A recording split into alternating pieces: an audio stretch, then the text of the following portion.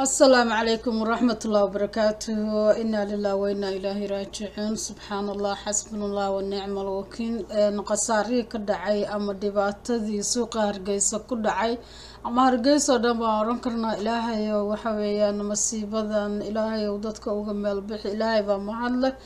haddii aan ba lagu dhimanin oo maaragtay qof bila aadanahay ku dhimanin wallahi aad iyo aad bay u dhiban tahay xaaladan lagu jiraa halkan aanu taaganahay waa halkii guryaha xaaji lacagdoon oo ah halka uu ka bilaamo suuqa la yidhaahdo suuqa waaheen dhismihii hore ay dowladda hoose lahayd waxaad arkaysaa iminka inuu dabkii dib u bilaabmay oo aad arkayso maktabadii iminka waa taa gubanaysa waxa ay gaadhay xilli ay awoodeennii ay kolba sii yaraanayso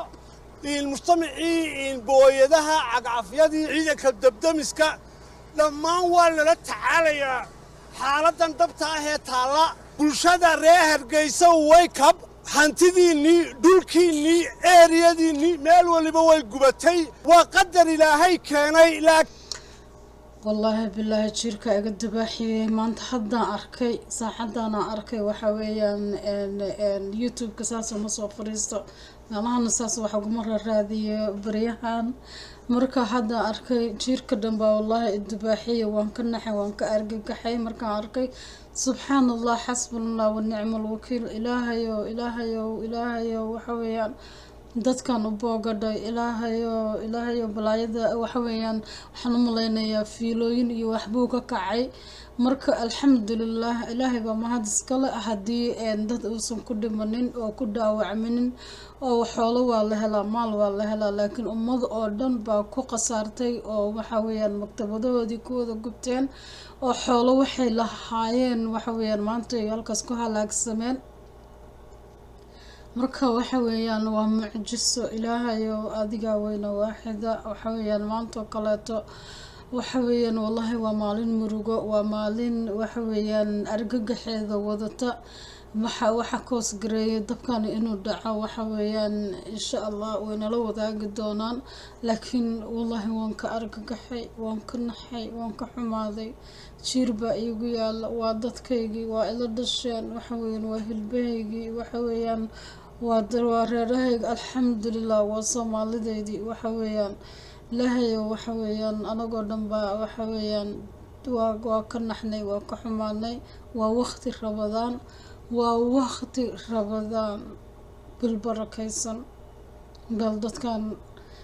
xoolahoodii oo dhan way ku ceertoobayaan dadka meesha dad baa dhowr maktabadood iskale nin waxaan maqlaya yiri waxaan leeyahay دور مكتوب 400,000 ayaa iiga gubatay buu yiri xoolo waxa weeyaan alxamdulilah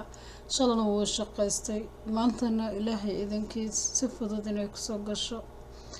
iyagoo dhan dad baa waxay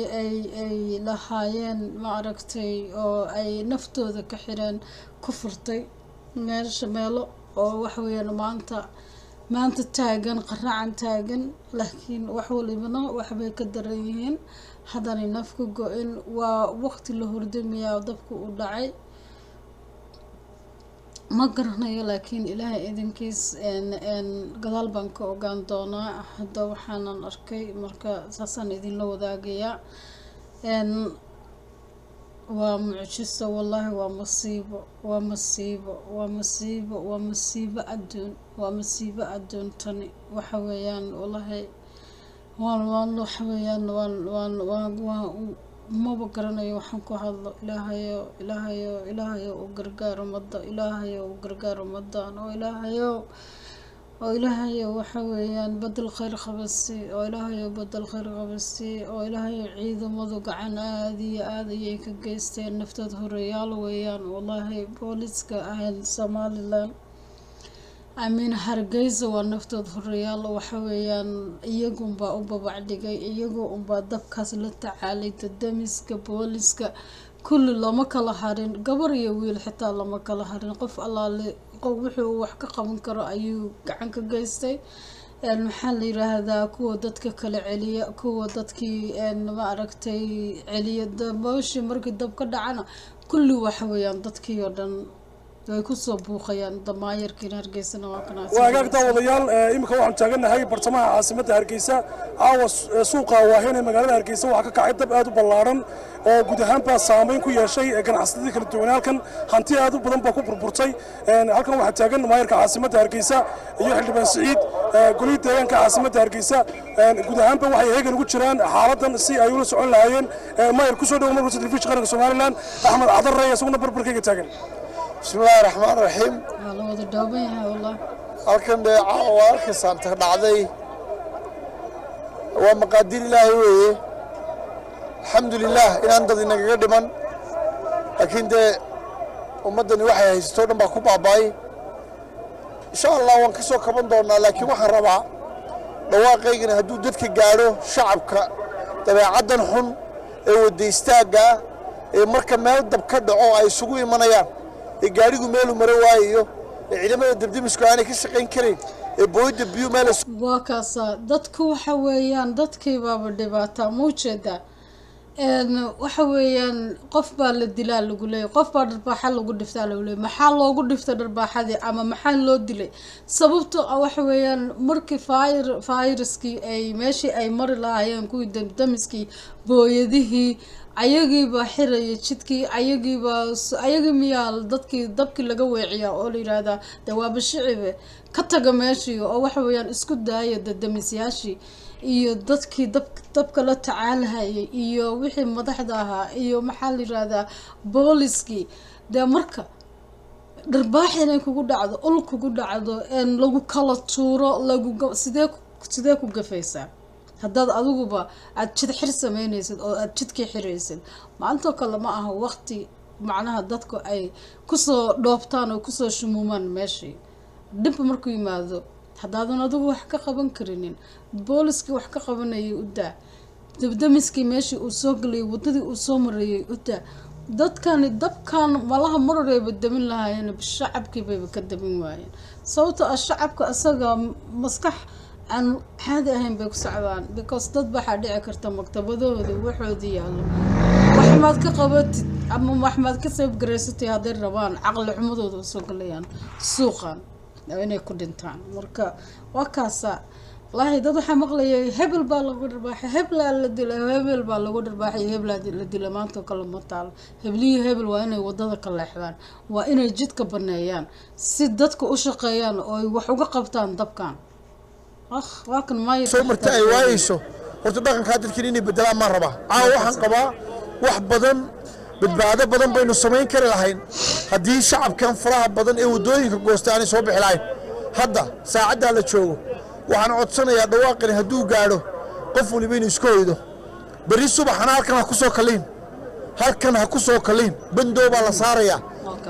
shaqaalaha dowladda hoose ciidamada dadamiska ciidamada qalabka sida qof kale ma soo geli karo war ninkii cagaf haysta ninkii iskaroga haysta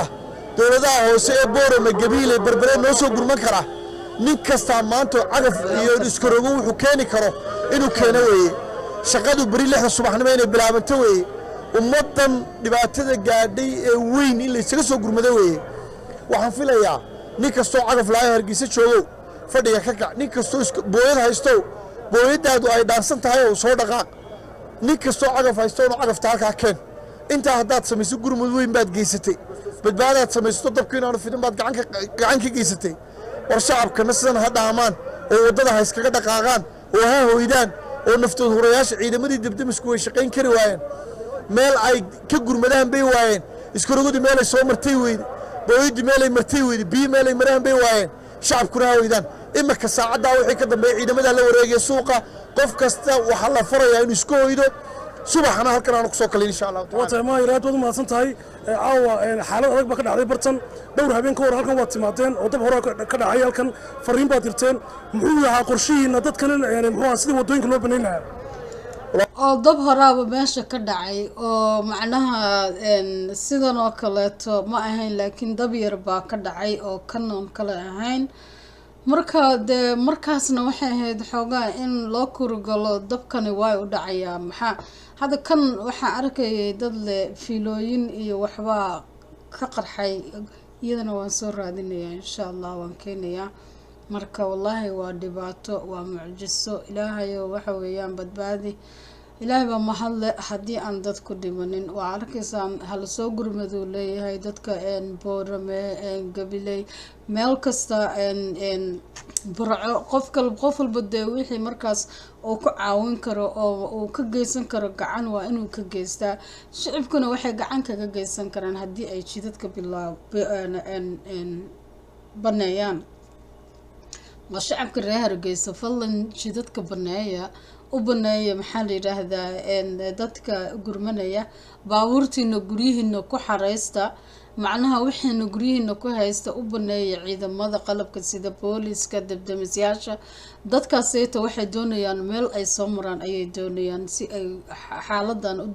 u xalliyaan. adinkuna dee qayb ayaa ka qaadan kartiin haddii aad jidkii banaysiin. soo waxaa garateen ma aha dhib baa yaalla meeshan, dad baa hantidoodii ku gubatay, dad baa ku cayroobay, dad baa ku xoolo waayay. alxamdulilah nafi kuma go-inin oo ilaahay baa casaa wajalla ayaa mahadda iskale, laakiin dad baa maanta rabadaankan